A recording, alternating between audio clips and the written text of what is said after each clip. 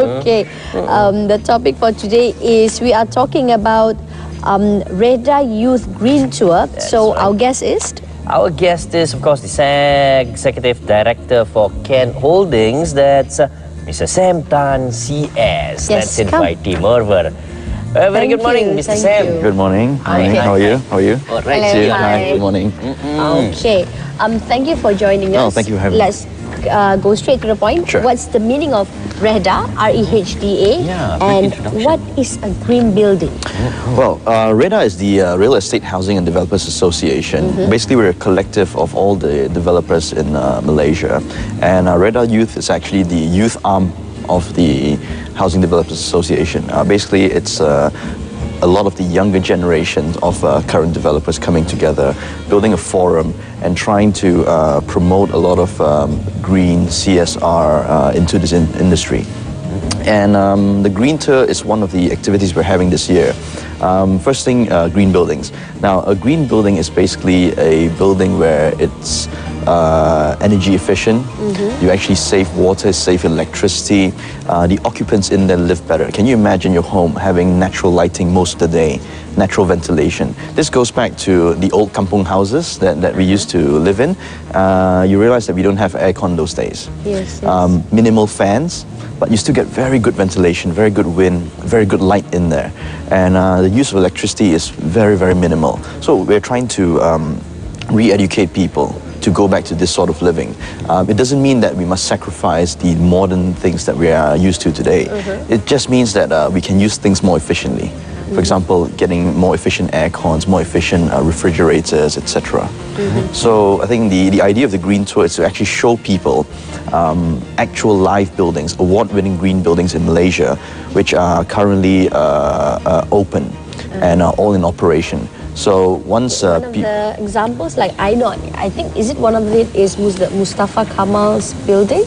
I'm not in sure Mustafa about Dana? that building specifically. But other examples? Like the ones that are on our Green Tour are 4 properties. One is G Tower, which is a mixed commercial and hotel building together. Where is it located? It's in Jalan Ampang, right in the city centre in KLCC. So that's won a Green Award from the BCA government in Singapore. And after that, we have one which is One First Avenue, which is belongs to the Bandar Utama Group. It's an office building, also green rated by our Green Building Index Malaysia. Okay. That's right. And then, of course, we have Chalice Damansara of the Sunway Group. It's a low-rise homes set in Kota Damansara. Also having all green features for low residential units. And then we have one in Ken Bangsar, which is high-rise residential. Okay, these are the... This is One First Avenue, which is in Bandar Utama. Okay. Yeah. Okay. So this is one of the top green offices together with G Tower. Okay, I always pass by this area. Yeah, okay. and this is Chalice this Damansara. So the idea is to reintroduce people to this new concept. A lot of times architects have been designing facades only. Minimal, I think, thinking has gone into the internal units, right? So everything must come together for the comfort of all the occupants inside. Your house can look beautiful, your office can look beautiful from the outside, but if internally you don't feel comfortable, it's a whole different thing, you see. Most importantly, you live in there every day. You work in that building every day, so it must feel good to you. Okay. All right. So, who actually organized this Green Tour? It's Reda Youth. Reda So itself? basically, under Reda Youth arm. So basically, all our members or committee from different developers have all come together, especially with the owners of all the properties, to actually bring together the first of its kind, this sort of tour. It's being launched in One World Hotel, where we're going to kick off. And from there, we actually have 4 buses to go to all 4 different properties at 4 different times. So it's a show and tell, really, of buildings. All will be covered in a few hours. The whole day. It's a full day tour. It's a full day tour. Yeah, Okay. yeah. Okay. So I guess it's something out of the context. You know, for me, when we heard of the word eco-friendly, even organic, you know, we kind of a bit freaked out because how expensive it is. Yep. So, is it expensive living in an eco-friendly house per se? Well, originally the capital cost will be slightly higher. But you see, the reason also why we're encouraging more developers to come on board is if more people do this, things come down in price. Suppliers will bring things down. It's more affordable. It's a supply and demand thing. If there's not many people demanding for it, the suppliers will say, oh, Yeah. I don't have much demand, so just to specifically cater for you, I got to bring it all the way in. Yes. But if everyone is using it, it becomes a standard norm. See, when we built houses previously, a lot of things were not standard. Nowadays, aircon is standard. You know, it's become like very, very normal for everyone to have air conditioning, kitchen cabinets, etc. So it's this sort of standard that we want to improve within the industry. You see, so the most important thing is awareness. If people don't understand what the green building is, some people even still say it's painted green, or you just have more trees around. That's part of it. The trees part, that's part of it. But there's more to it than that. You can actually have a house where you have rainwater harvesting. In Malaysia, our benefit is that we get a lot of rain, but our problem is that also we get a lot of rain. By having rainwater harvesting, you can actually capture the water for your gardens very easily. In some states where they give subsidies on water, your water bill can be literally zero. If you use rainwater for the garden and internal water, you use the normal utility water. If you manage it properly, your bills can be really, really low. Okay, Sam, one of the hallmark of a green building is large glass windows, right? That's For the natural lighting. Yes, to bring in natural lighting. But like it or not, we still need our air conditioning. So the question is this: does the air conditioning unit needs to be powered up more? I mean, in terms of energy consumption, because of the large windows, right? There's more heat involved, so we need more power. Agreed. So that's not green anymore, is it? Well, you see, that's how buildings have become nowadays. People want more and more glass, more and more windows. When that happens, you're absolutely right. More heat comes in. So it's how do you balance it?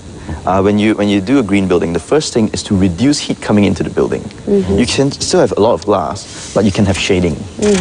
When you have shading, the heat that enters is cut down tremendously. And then now we come to the type of glass. Now this is expensive. You can still have clear glass, but with low emissivity coating or even double glazing. That means you can still have your view, but you can cut down a lot of heat. So when you do that, your aircon doesn't need to be powered higher. Okay. Does it work as well as a wall? Of course, no, definitely not, definitely not. Okay. But technology has put it that you can really cut down a lot, whilst having a lot of heat, whilst having that view, you see, that you have. So a lot of people enjoy this, and it's important to understand how to do it. Okay. So, so that was the purpose of this whole green tour, Purpose of the to green. show people that this is already done. It's already done in the country. Okay, so one of the last questions that are very important, you can shout out to all the viewers out there. How do we enroll for the tour?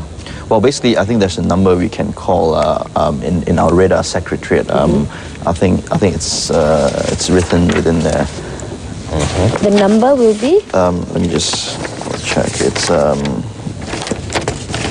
there was a number 7803 Okay. 2978. Okay. Yeah, Is that a and website? it's a website, rehda.com, www.rehda.com.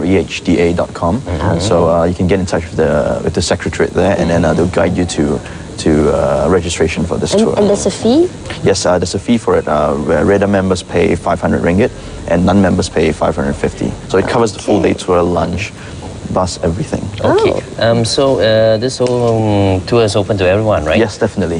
We believe that you The have biggest something planned group, up smallest for next year or something? Green tour for next year? We're looking at increasing the tours again, and then bringing new properties as they come online.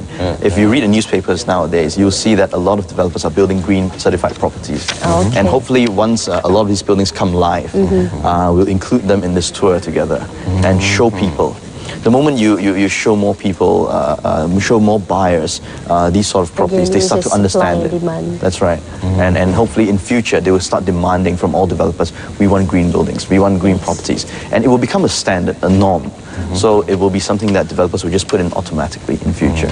Okay, all right. Great. So right. wishing you luck Thank you in very trying much. to send the Green message, tour. and we have to be very hopeful Definitely. that we can change the standard of the house we're living in. Definitely. That's right, the champion for the cause. This is Sam Tan, CS, the Executive Director of Ken Holdings. Thank you very much for Thank your you time, very right, much. for sharing with us. There you have it. So, Yes. trying to do some renovation, Yasmin.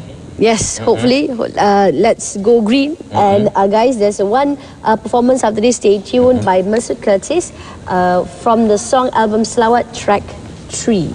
Mm-hmm.